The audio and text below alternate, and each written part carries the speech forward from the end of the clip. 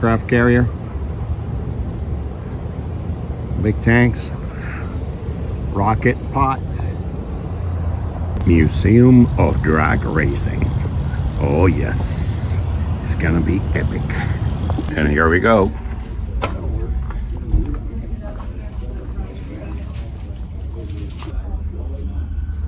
The first showroom. There's plenty to say. We're gonna have a lot of fun. Swamp Rat number 1. This is after they made it pretty. At the beginning it was pretty rough looking, but fast. Oh, so that's what you guys do.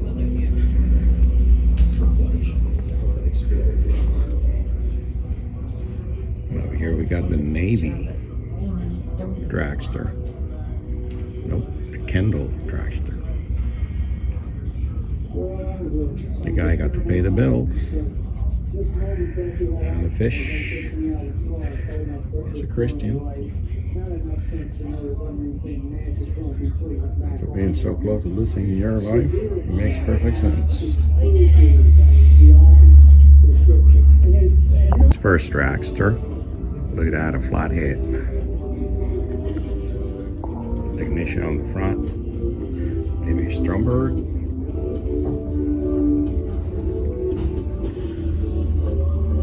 It looks easy to build today, but back then they didn't have the tools or the equipment we have today. Look at the slicks. Pretty hard back then. At the early beginning of the 50s, they were doing running starts because the tires were not as good. And we have the Navy Kendall. This is it. Yeah, see if you can read that in 2 seconds. Yeah, they made some kind of commercial or something that he was like taking off from an aircraft carrier. Turbine car. I believe this is something like out of a helicopter. Doesn't look that big. He was not afraid of testing new things at all, even in his older years. None of that old man stuff, not at all. Swamp Rat 10. Yeah, that's what he says there. It's in the 60s. 219 miles per hour, 7 seconds. Wing shot. That's back when men were real men. Look at that. You're sitting on the differential right on your crotch. Transmission between your feet and the nitromethane engine right in front of you. You needed to have that mask. Nitromethane got a very strong odor. On the parachute. And that little stick over there, that's how they push you around. Nice. Swamp Rat 22. As you see through the years, they keep on getting longer. And the engine is on the back now because of a big axle. Small wing.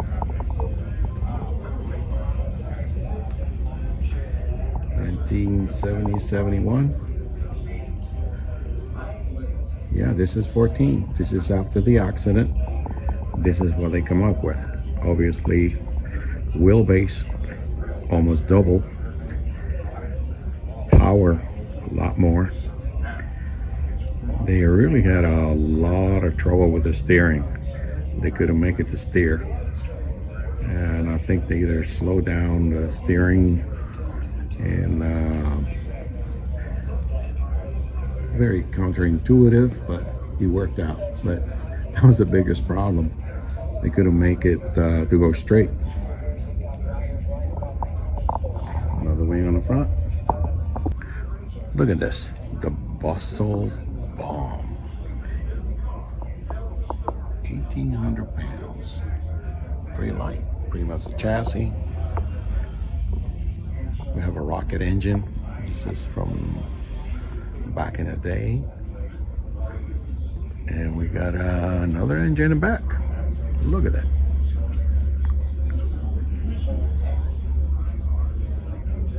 Looks pretty safe, huh? Orange, my favorite color. Look at that. It looked like some kind of fruit. Pretty sleek.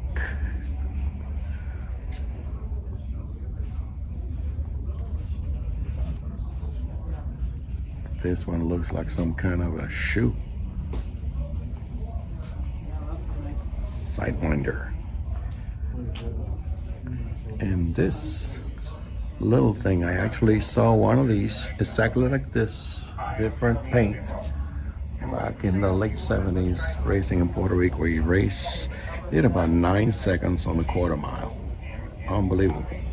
And the guy is way in there, wedge, pretty much leaning back, sort of like a Formula One. This is like a half-scale car, funny car. Bow wiggle. That's a big difference of drag racing. They always have to name their cars, not like road racing or stock racing. You just put a number and let it go. Look at this Piranha, Phoenix, Arizona. This looks like a road racer, but apparently not. There's drag racing, kind of wide. It looks like a 1960s Can-Am. We got a blower and got slicks. And parachute. Yeah, this one doesn't road race. This one looks almost like a Bonneville flat racer. Wing in the middle instead of the back. Semi-streamline. Swamp Rats. This is 4B. So this is pretty early. You see no coverage on the front for aerodynamics. Still slingshot. Still skinny tires.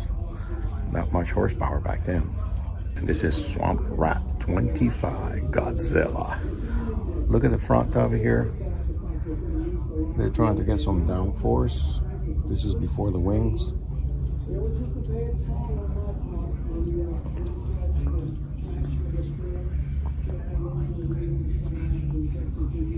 Look at the Hemi engine.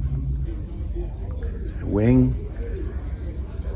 This wing is tiny compared to today's. They're extremely high and a lot bigger. They go about 100 miles quicker too. Kendall sponsored him for a long time. This Swamp Rat 24.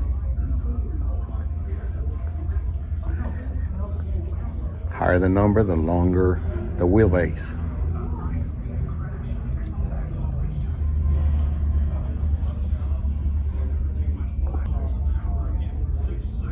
Oh yes. Look at an early wing.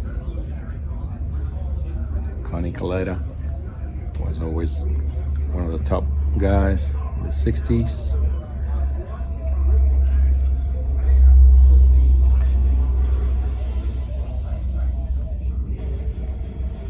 He never ends. Oh yes. That's his late wife. This woman was magnificent. Saved his life more than once, especially when told him to wear a leather jacket for racing. The very same race the car exploded, covering flames. Because of the jacket, he came out all right.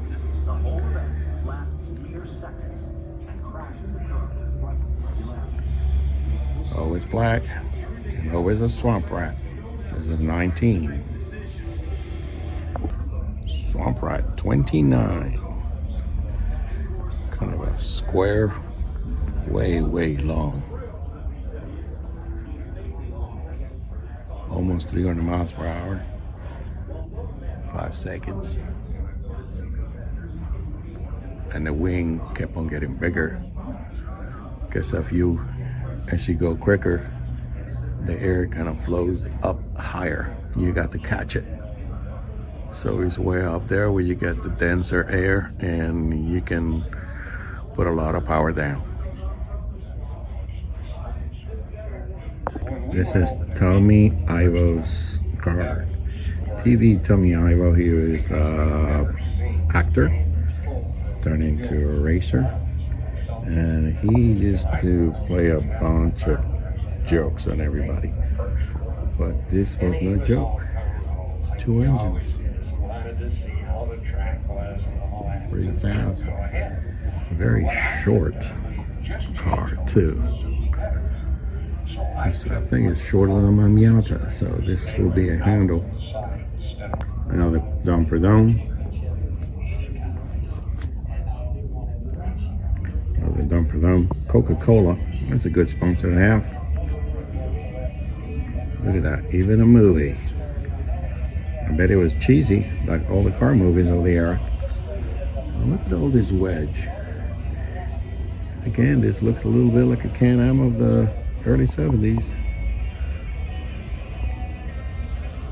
I guess they haven't figured out the wings yet. And we have year 74. Now, I remember this one. The Army one.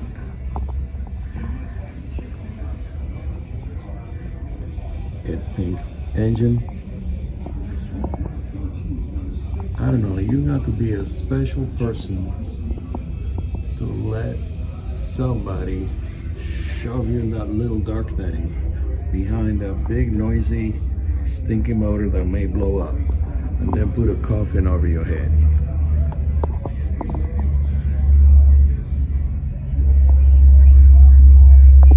AA fuel dragsters. That was a class for NHRA, for the top dragsters of the era. Nitromethane. It's another slingshot. They just kind of streamlined a little bit. Kind of long wheelbase too. Keith Black engine, one of the builders of the era. And this is a streamlined drag racer. Pretty smooth. Eventually they figured out that all this fiberglass kind of weigh you down, and they figure out other things to do with it. Spirit of America. Craig Breedlove. Craig Breedlove is mostly known for the Motorbill flats. I think the Spirit of America tried about 10-20 years ago to break the record, but the wind came out of nowhere and kind of flipped it on the side a little bit, almost crashed, and that was the end of it. He was like in his 60s already when he did that. Good looking machine. Oh yes, look at the streamlines. Look at this. Jocos. Port in service. Oh, look at this. Looks like Batman car. Beautiful. Streamline. He was not impressed with this car. He thought he was going to be a lot quicker. He did like 8 seconds or something like that. So he's like, I'm move away. He was not afraid to testing new things. So he took a lot from aerospace, aerodynamics. He was playing around all the time. Yeah, the four sisters are not the first ladies winning championship. This is Shirley Muldowney. One time they called her Shasha Muldowney, and she hated that. She was with Kaleda at the time. Tough broad. She actually competed against Garlits many times. These over here, they're aldermen. They won the pro stock more than once. But under mysterious circumstances, all of a sudden, all their engines got smashed in their shop. And nobody knew why. Watercraft Roy Hill. He at a great school right now.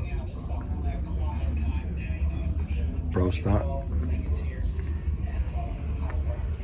Another Royal budget rental. Not a budget car at all.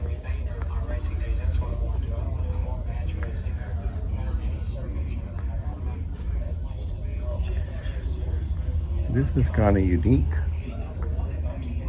Swamp Rat 33. This is something you used to go. That's why, the salt lighter.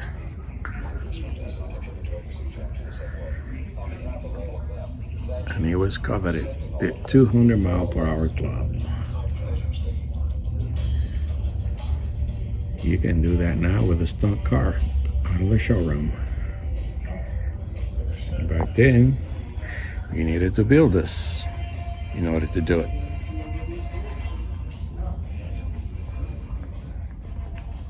Course Mongoose. I love this Corvette. It's so sexy. So many curves, kind of long.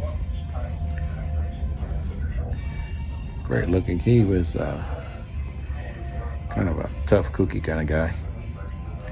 Late 70s, early 80s. Just called Black Car. Yeah, because Garlits was sort of retired because he was supposed to be old or something. And his old partner, Art Malone, came by. It's like, hey, we're not old anymore. Let's build something. Let's have fun. And so they did. They did this. I believe a couple more. We are in the second room. This is mostly, I don't know, they have a whole lot of Don Garlits, but a lot of people from the era. We even got John Force. This is not too old. Maybe 20-year-old body. John Force is sort of like the Tommy Ivo of 60s. Kind of wild man.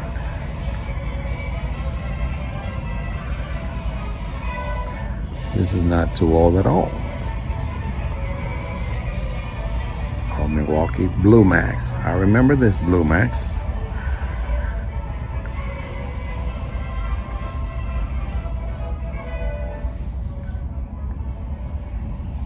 I believe he used to have a Blue Arrow body before it was a Ford. Jungle Jim. Yeah, very colorful.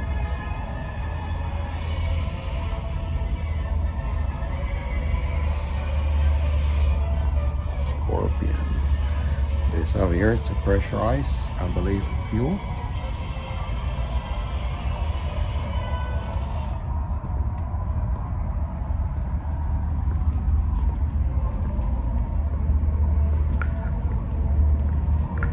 Couple more Swamp Rats. Swamp Rat 2. They have them all over the place. They're not in order at all.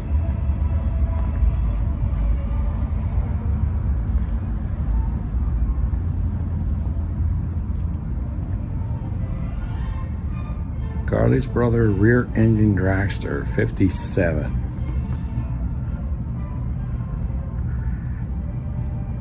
Yeah, if he would have stayed with the rear engine, he would have saved his foot, but I don't think they actually were pretty happy with this. I mean, it worked, obviously. We got some trophies to prove it. I don't think they were pretty happy with it. Oh, 31. Yes. That will not buff out. That thing went in the air, made a 180, and slammed. He was okay, but the car got destroyed.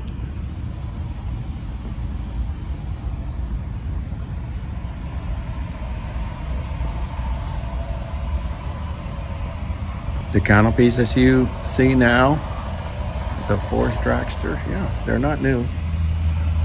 This is 1980s technology. Almost 40 years ago, he was using it.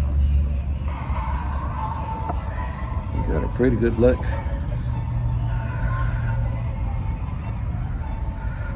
Look at the wing.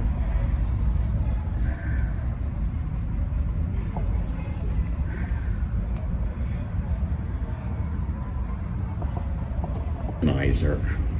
Look at this thing. That's that V12 Allison engine. The surplus after the war, they were plentiful. I believe this were in several planes built in the 30s and 40s. After the war, they didn't know what to do with them, so the racers came, I'll get them. Maybe they were getting this for $50 or so. Big heavy engine. Swamp Rat 9. It's not a dragster. It's actually a 429 elephant motor. Architecture that pretty much determined the dragster engine for many years to come. This is like all slingshot with some kind of body on top. Not necessarily pretty, and I don't know how fast it was. I don't remember this one. Hot rods from the 30s. Some kind of gasser.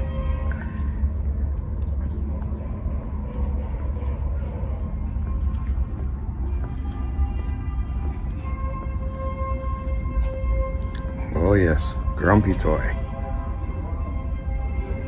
Bill Jenkins. Swamp Rats. 5A63. I wasn't even born.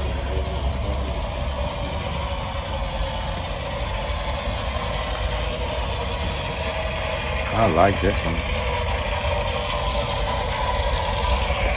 Swamp Rat 34. It's pretty recent.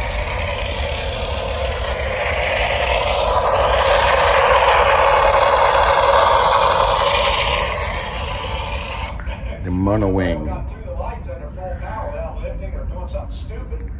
This is where they're trying to break the 300 mile per hour. Heavy work for a plane. Why not on a drag car? Look how high is that wing? About 7 feet in the air.